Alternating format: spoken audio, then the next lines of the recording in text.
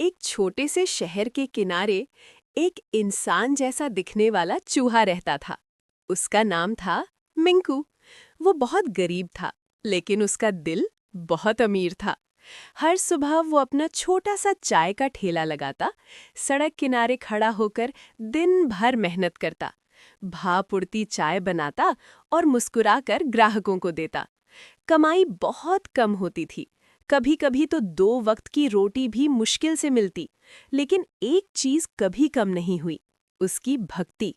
हर सुबह चाय बनाने से पहले वो शिवजी की तस्वीर के सामने दिया जलाता, हाथ जोड़कर कहता, हे भोलेनाथ, मेरी गरीबी दूर कर दो। मैं मेहनत करता हूँ, बस आपका आशीर्वाद चाहिए। दिन बीतते गए, लेकिन उसकी हालत नहीं बदली। फिर आया महाशिवरात्रि का दिन। पूरा मंदिर रोशनी से जगमगा रहा था। लोग दूध, बेलपत्र और फूल चढ़ा रहे थे। मिंकू ने अपनी जेब टटोली। उसके पास कुछ भी नहीं था। वो उदास हुआ, लेकिन बोला, भक्ति के लिए धन नहीं, सच्चा मन चाहिए। वो खाली हाथ मंदिर गया, एक कोने में बैठ गया, आंखें बंद की और सच्चे दिल से प्रार्थना करने लगा।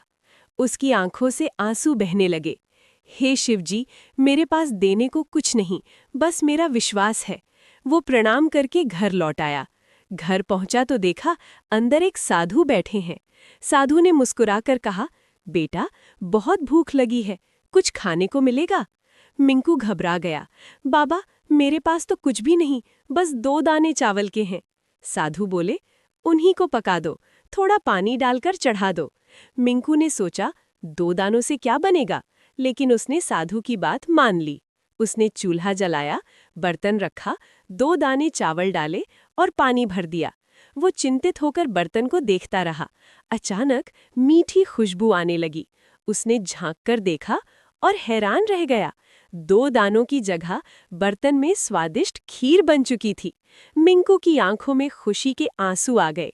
वो कटोरी में खीर भरकर साधु को देने गया, लेकिन जैसे ही उसने सिर उठाया, वो चौंक गया।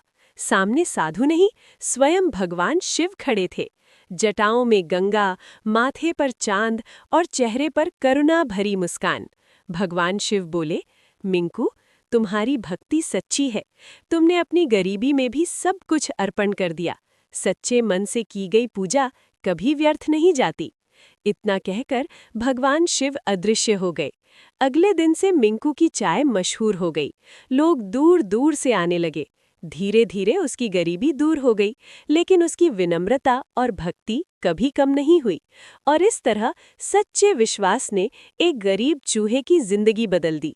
सीख, भगवान को धन नहीं, सच्चा दिल चाहिए।